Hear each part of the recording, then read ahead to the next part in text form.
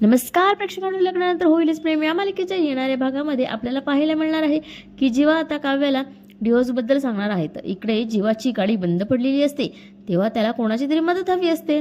तो एका लेडीजला आवाज येतो, तर ती लेडीज दुसरी तिसरी कोणी नसून ती लेडीज काव्य असते. तिला तिथं बघून जीवाला धक्काच बसतो आणि काव्यालाही धक्का बसतो.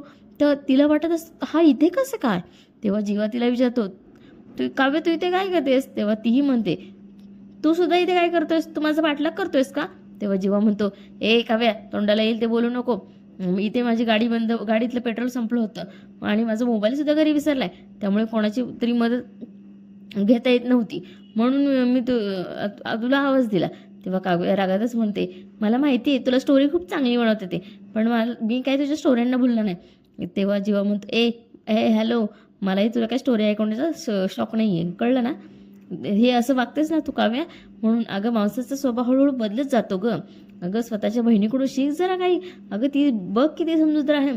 ती समोरच्याचा राग जरी आला ना तरी शांतपणे ऐकून घेते. तेव्हा काव्य हसत म्हणते, काय रे, चांगलंच फेमस पडलाय की रे तू तिच्या. तर काव्या पुढे बोलू लागते, आणि तसंही मोहन होणं काही अवघड नाही. तेव्हा जीवा सुद्धा बोलू लागतो की नाहीच अवघड, आणि बरं झालं आपलं लग्न नाही झालं, नाहीतर आपलाही 2 महिन्याच्या आत डिवोर्स झाला असता. जीवाचंही असं बोलणं ऐकून काव्याला मात्र धक्काच बसतो.